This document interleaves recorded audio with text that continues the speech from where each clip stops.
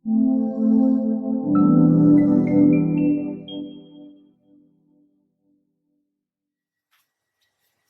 saudara, saya lanjut dengan kurma saya ini. Ada yang bertanya kepada saya begini, Pak, ngapain tanam kurma? Kurma itu lama loh, baru berbuah. Dan lagi pula ini di Indonesia, apakah pasti berbuah? Saya teringat dua ayat di dalam 1 Korintus 3 ayat 6 sampai 7 dikatakan begini. Paulus berkata, aku menanam, Apolos menyiram, tetapi Allah yang memberi pertumbuhan. Karena itu yang penting bukanlah yang menanam atau yang menyiram, melainkan Allah yang memberi pertumbuhan. Nah, masalahnya seringkali saudara kita ini berpikirnya kepada bagaimana menumbuhkannya, bagaimana membuat ini berbuah. Sehingga seringkali yang kelihatan adalah, waduh, sekian lama, terlalu lama saya menunggu, bisa bertahun-tahun baru saya mendapatkan hasilnya. Nah, ini karena kita sibuk kepada bukan tanggung jawab kita. Kalau kita perhatikan, saudara, firman Tuhan berkata, nah ini realita. Seperti tadi, saya bisa menaruh benih ini. Bijinya ini saya masuk ke dalam tanah. Dan apakah saya yang memberi pertumbuhan? Tidak. Secara ajaib, dia tumbuh sendiri. Dan tumbuh kapan? Sampai ini sudah dari sudah kira-kira 4 bulan ini saya tanam. Kira-kira akan berapa tahun? Baru saya tidak tahu. Nah, yang seringkali yang kita repotkan itu karena yang bukan tanggung jawab kita yang kita urus. Yang bukan urusan kita yang kita pikirkan. Padahal masing-masing kita itu sebenarnya punya bagian. Saudara harus lihat begini ya. Yang membuat dia nanti berbuah itu bukanlah kita. Nah, dalam kehidupan kita, masalahnya seringkali begini, saudara. Kita melihat ada orang, kelihatannya berhasil. Ada orang kelihatannya, punya lebih banyak. Lebih daripada saya. Lalu kita mulai merasa tidak enak, mulai merasa tidak nyaman. Kita bandingkan diri kita dengan orang lain.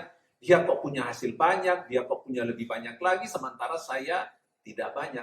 Tapi sesungguhnya saudara firman Tuhan mengajarkan kepada kita tidak usah berpikir kayak itu urusan Tuhan. Makanya ketika Tuhan Yesus memberi makan orang Israel di padang gurun, ada mana turun dari sorga, dan orang Israel kemudian berlarian mengumpulkan. Di situ ada ayat yang mana dikatakan begini, ia mengumpulkan banyak tidak kelebihan, dan yang mengumpulkan sedikit tidak kekurangan. Artinya bahwa setiap orang itu punya jatahnya masing-masing di dalam Tuhan. Ada jatahnya yang sedikit, ada jatahnya yang banyak. Ada jatahnya yang menanam, ada jatahnya yang menyiram. Tapi satu hal yang pasti, semua hasil pertumbuhan menghasilkan buah itu adalah tanggung jawab Tuhan. Nah, seringkali saudara kita mengukur daripada apa yang bukan tanggung jawab kita. Banyak orang merasa, semua ini karena aku yang kerjakan. Semua ini karena kemampuanku.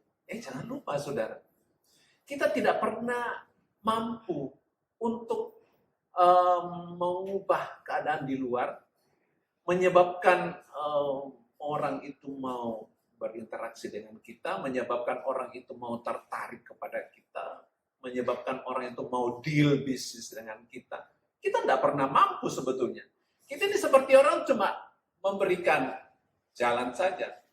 Nah, kemudian ketika orang mau deal dengan kita, itu adalah campur tangan Tuhan. Jangan lupa itu. Sehingga kita sebetulnya tidak pernah bisa menyombongkan diri. Semua ini hasil karyaku. Nah, dalam kondisi seperti begini, baru kita sadar sebetulnya. Dalam kondisi ketika keadaan ekonomi seperti begini, kita baru sadar, iya betul. Yang memberi pertumbuhan, yang memberi buah itu adalah Tuhan. Sehingga hari ini mungkin kelihatannya buahnya berkurang, menurun, tinggal sedikit. Gak usah khawatir lah. Karena itu campur tangan Tuhan, bukan urusan kita. Yang penting sekarang tugas kita ini adalah seperti firman Tuhan berkata, kita menanam, kita menyiram sudah. Masalah hasilnya seperti apa, berbuah apa tidak, itu bukan urusan kita.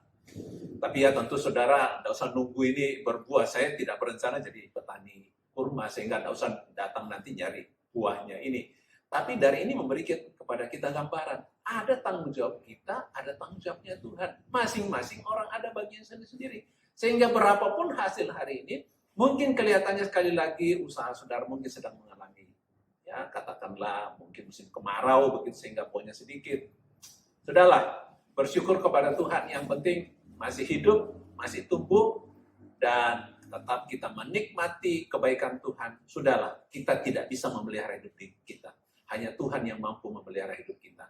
Tetap kuat di dalam Tuhan. Tuhan Yesus memberkati kita semua. Haleluya.